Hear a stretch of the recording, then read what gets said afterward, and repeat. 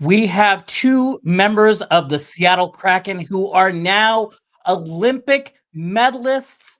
Team Finland with Kakko and Eeli Tolvanen defeat Slovakia, win the bronze medal in Italy, and we're going to talk about it next on this extra special bonus Olympic celebratory episode of Locked On Kraken.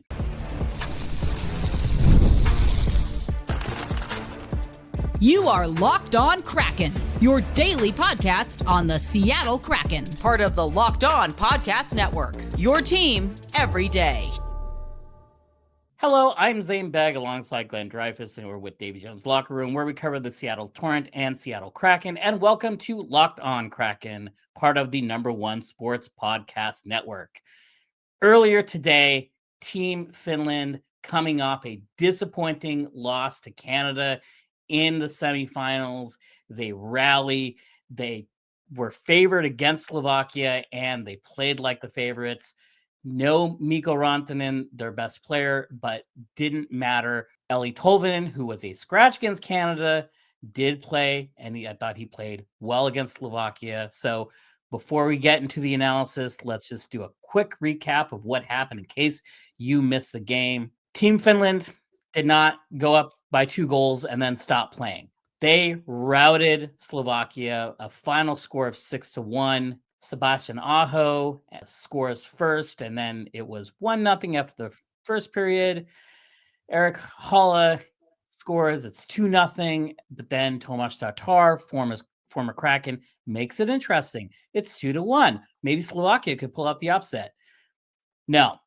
Third period, Finland gets a power play. Rope Hintz scores, and then immediately after, the goal that put the dagger in the hearts of the fans of the Slovaks was Seattle's own Kakko scoring an unassisted goal. A defender fell down, and so he had time and space, and he did not waste it. Makes it 4-1. That essentially ended the scoring. Finland added 2 empty net goals, but the end result is we now have 2, what I assume are very happy Finns. They seemed happy. Peacock said that they were going to show the bronze medal ceremony, and then I couldn't find it, which was frustrating. So I didn't get to firsthand see the joy and revelry of our Finnish friends, but I'm sure that when they get back to the U.S., we can ask them about it. I'm sure that they will make them very available to the press, because who doesn't want to come home and talk about how you just won a medal for your country in the Olympics playing hockey? Glenn, your thoughts? Well, the Finns did not hang their heads after what had to be an excruciating loss to Canada, a game they thought they were going to win or at least force into overtime. They come back, and when you play the Seattle Kraken Finns more, you do better. Eeli Tolvanen, after being a scratch, and I was glad he was back in the game for a couple of reasons. One, this meant that if he had tweaked something, it wasn't that bad because he was able to play, and that the coaches didn't think he was such a liability that they'd rather have their nephew, the garage mechanic, play in place of him. Tolvanen plays 9:33. They use him on the power play. 2 assists in this game on the second and third goals for Finland. And is out there, and he comes up with 2 points in this game. He also shadows Yuri Sveikovsky, the wonderkid for the Slovaks, who had just run rampage through the tournament. And so Tolvanen is a very welcome addition back to the lineup. Meanwhile, as you mentioned, Kakko, really a snipe, coming down right wing, parks it off the far left post.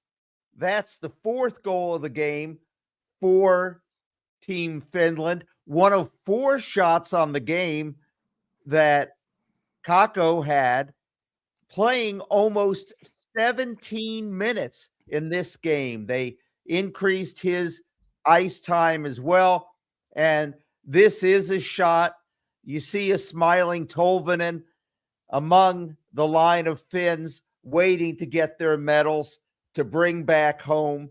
And so, yeah, these are a couple of proud members of Team Finland who helped their team reach the podium. Tolvanen, I think, on the Hala goal, kind of got 2 assists, or should be credited for 2 assists. He was one of the previous 2 players to touch the puck before Hala shot it in. But if you look at the goal, the shot came from distance. The Slovakian goalie, Samuel Halabi, who played exceptionally well in their first matchup between these 2 teams, and really goalied Finland. It looked like a soft goal to give up, but I think Eeli Tolvanen had just a little bit of a drive-by screen, and he had a stick, and it looked like maybe Halabi couldn't see the puck coming from distance. It was something that Edzo called out. It was really, really great hearing Edzo on the broadcast. It just feels so much more connected, and every time Tolvanen or Kaapo would do something, there was a little hop in his step. You could hear it in his voice. I really enjoyed that as well. Well, and you mentioned Tomas Tatar, who scored a really pretty goal, the only one to beat Saros in net. And it was really a classic goal scorer's move. So the former Kraken, albeit for a short time in the Kraken's 3rd season, also gets on the board, and Slovakia can be proud of its effort. They were the early darlings of the tournament, but a Finnish roster that was loaded, and they were the 2022 gold medal winners in Beijing. They come back, and they're back on the podium this year. We were having such a good time. We ended up just making this a full show. So coming up next, we're going to preview the USA-Canada gold medal game. Ever wanted to experience the NBA Finals live and in person? FanDuel is giving you the chance to turn that dream into reality with their NBA sweepstakes. Here's how it works. Use your profit boost on any NBA future, and you'll automatically be entered for a shot to win an NBA Finals trip for 2. That's right. You get flight and tickets and the whole experience. This here is the pin that I got when I attended the 2023 NBA Finals. And of the hundreds of live sporting events I've been to, I think Game 5 of the 23 NBA Finals is my single favorite. Truly an incredible environment. There's nothing like it in sports. You can visit FanDuel.com to get started. Use your profit boost on an NBA future and get entered for your chance to win a trip to the NBA Finals. Play your game with FanDuel, the official sports betting partner of the NBA. Of course, the gold medal game, 5 a.m. Seattle time tomorrow, Canada against the U.S. I'm looking forward to the game. I am not looking forward to the time. I am not looking forward to the lack of sleep. I'm not looking forward to how this is going to affect my sleep schedule for the next couple days as I recover. But that's the world we live in. Unfortunately, the world does not exist solely in the North American time zones, even if it's a gold medal hockey game between 2 North American teams. One other thing to mention real quick, we're expecting Sidney Crosby back for Team Canada. He's their captain, but it's not a certainty. And in the last game, it was Connor McDavid wearing the C for Canada. And I wonder if that is foreshadowing for 4 years from now and for Olympics to come, if NHL players are going to be participating. Crosby probably won't be around in 4 years. McDavid certainly will. So I wouldn't be surprised if that was just a 1 game or maybe tomorrow 2 game passing of the torch to the new captain of Team Canada. Yeah, I don't think Sidney Crosby would be playing in the Olympics 4 years from now. That seems pretty unlikely. So McDavid would be the most logical candidate for that. Because this is a Kraken podcast, I wouldn't be doing my job if I couldn't shoehorn some Kraken angle into this USA-Canada game. And I'm very good at finding angles to shoehorn in. So here's one. Bring it on. These are ones that legitimately interest me. There are many players on the Colorado Avalanche who are in the Olympics. And a lot of those players are on Team Canada, who has a power play that is ridiculous. The actual Colorado Avalanche have the worst power play in the NHL. And so there's this question like, well, does Nathan MacKinnon, does he not know how to play on the power play? Does Cale Makar, is he really all that? Does the Devontae's, is he not sure what to do, when they have the man advantage? Just kind of ridiculous stuff. And then for Team USA, Brock Nelson, every player who's been sent to the Avalanche or to the Olympics from the Avalanche has scored in this Olympics. A lot of it on the power play. Power play looks great. The Avalanche power play is coached by former Seattle Kraken head coach Dave Haxtell, under whom, when he was with Seattle, the power play looked listless. It looked uninspired. It looked uncreative. It looked like it didn't have answers. I see that when I watch Avalanche games, and I feel so confused watching them, because when they're 5-on-5, they're like the best hockey team I've seen in a long time. And then they get the man advantage, and then they just completely forget how to play. Now these players, they go overseas. They're not being coached by Dave Haxtell. They look just fine. And I am really just looking forward to the discourse when the NHL games start back up and Colorado goes 1 for 9 in a 10 power play stretch. And then there's just all this wailing and gnashing of teeth of, well, how come Dave Haxtell can't figure this out?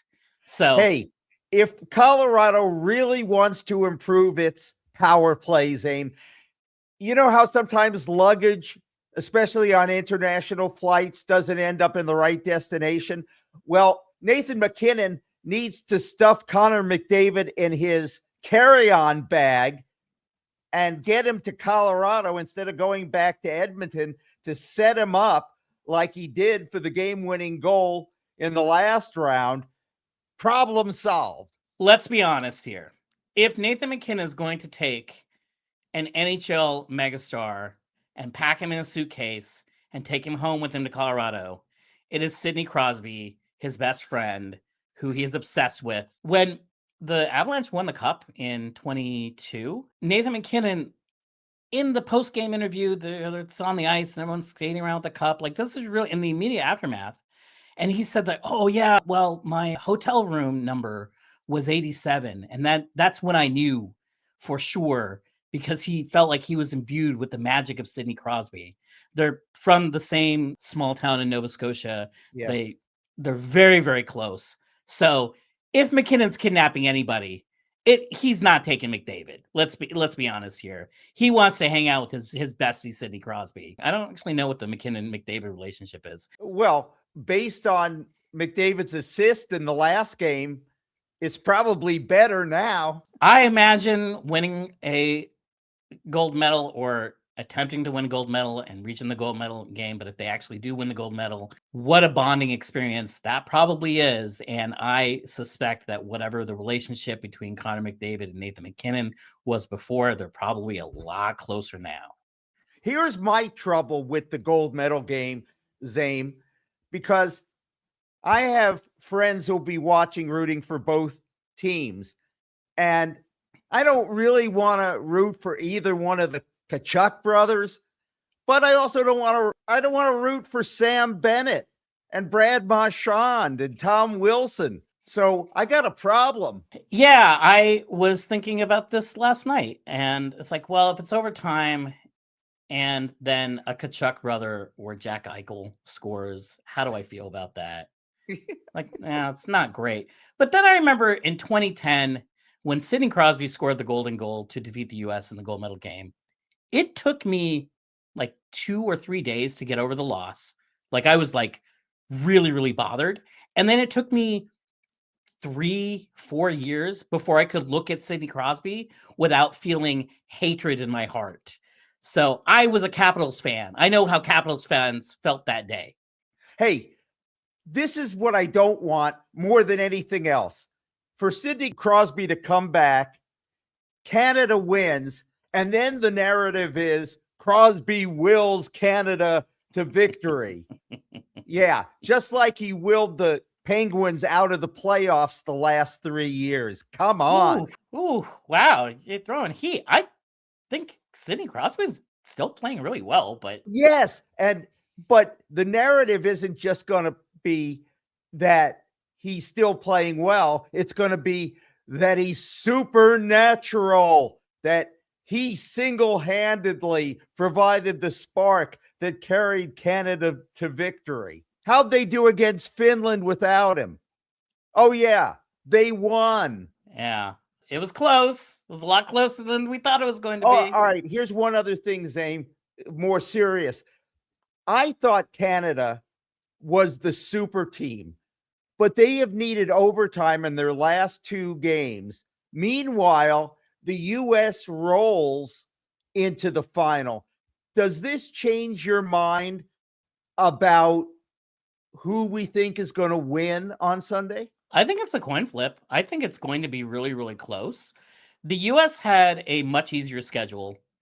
They had the easier group by virtue of being the higher seed by winning the World Championships. So that's the reward, is that you get to play easier competition. I'm not that surprised that even a super team was playing close games against other NHL talent at the highest level. The margins get so small when the talent level is so high because you don't have these talent disparities anymore.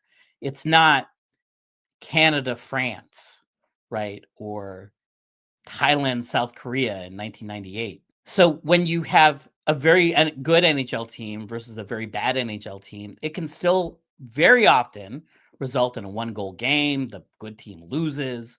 And that's a product of when the talent is close like that, and all the NHL talent is close, even though Connor McDavid or whoever you think is the best player in the NHL is, his skill level compared to Chandler Stevenson or whoever you think the worst player in the NHL is. Hey, you got another Kraken in the conversation. That difference is actually pretty small relatively, right? Connor McDavid is a lot closer to Chandler Stevenson than Chandler Stevenson is to an average good recreational player, and it's not remotely close. So when you have these talented teams, or when the talent level is close, even if one team is a super team in the context of the player pool, hockey is a very random game. Pucks squirt everywhere. They take bounces. They don't go where you want to go. You put a perfect pass on the stick of Nathan McKinnon, and then it just slides off his stick randomly. So there's a lot of chaos that's going on. Team Finland, they're all NHL players. So it's not like Team Canada was playing against, not to pick on France or Italy, but they don't have a lot. They don't have many at all. And it's different. I treat them as different sports, essentially, when they're playing a team full of NHL professional players and people who are playing for their national team who are not professionals. A Finland-Canada game is a completely different sport to me than Denmark-Canada. Fair point. But the Canadians undoubtedly have played with fire. One of those bad bounces going the other way, and they're sitting and watching the gold medal game. They've played with fire in 2 consecutive games. If the U.S. keeps it close, Canada may not survive without getting burned a 3rd time. And goaltending is the great equalizer, and Connor Hellebuyck has played better than Jordan Binnington this season. or this playoffs and this season and previous seasons and their whole careers. I guess with the exception of the 2019 playoffs. 5 a.m. Okay, well. Coming up next on Locked On Kraken, we take an overall view of the Olympics, where the Kraken fit in, where the Torrent fit in, the texture of the tournament with the Seattle players.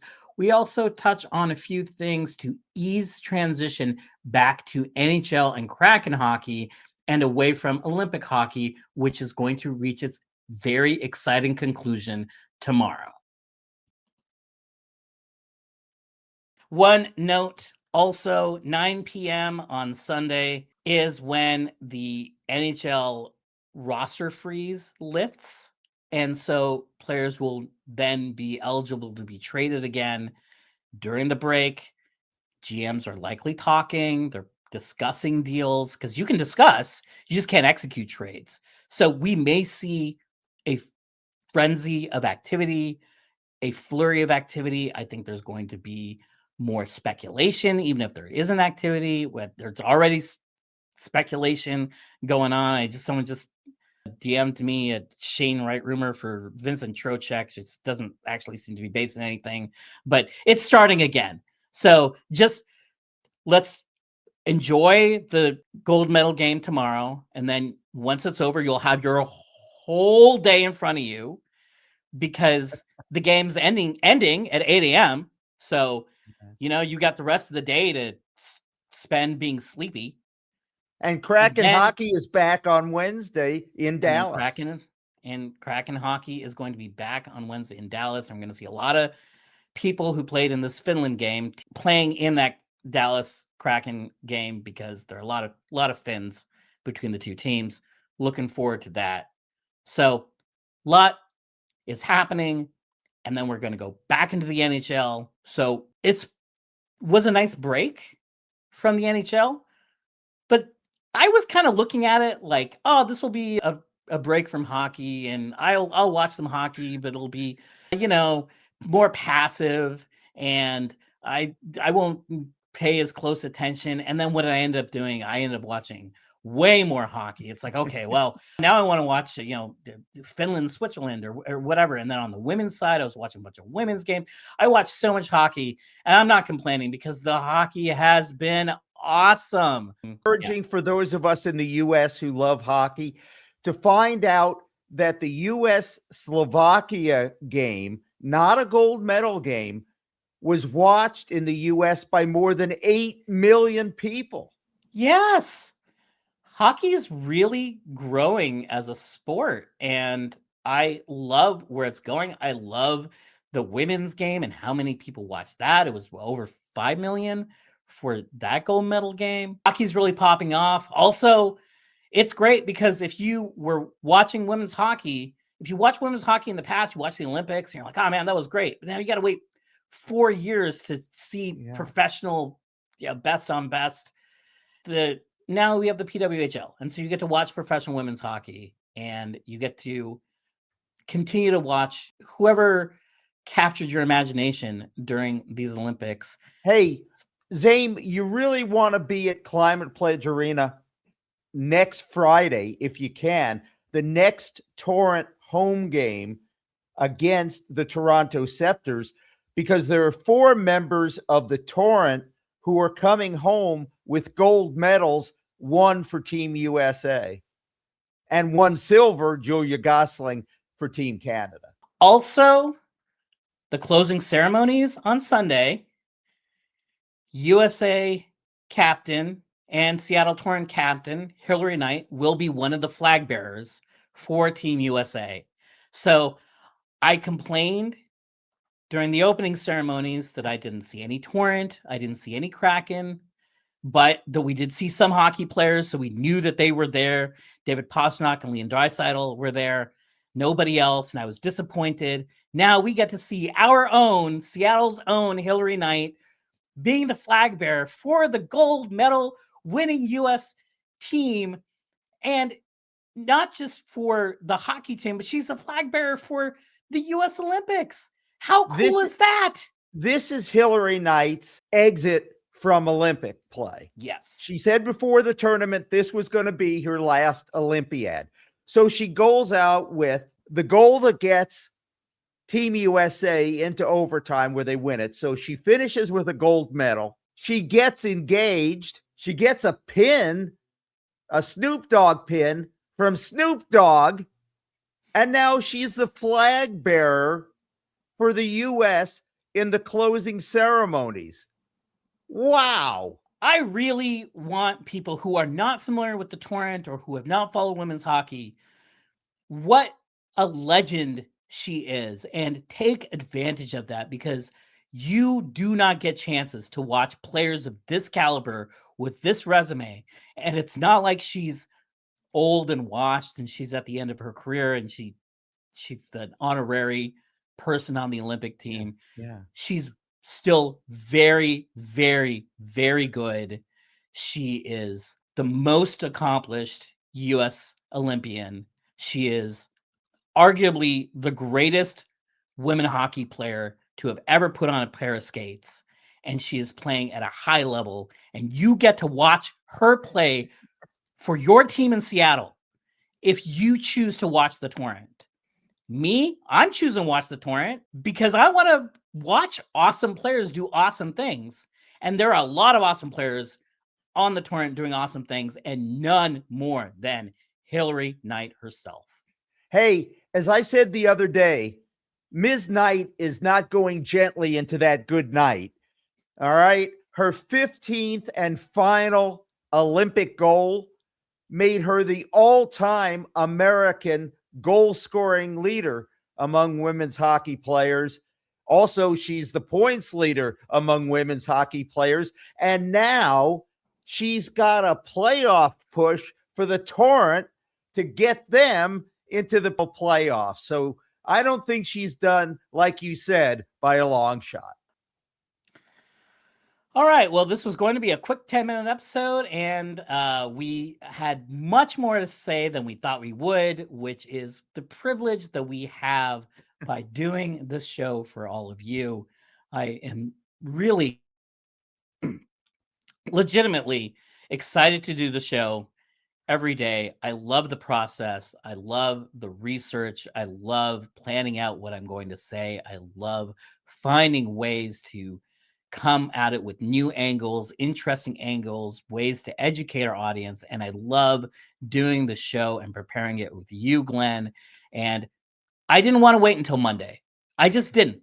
And so we're not waiting until Monday. So you know what? We're going to do a bonus episode.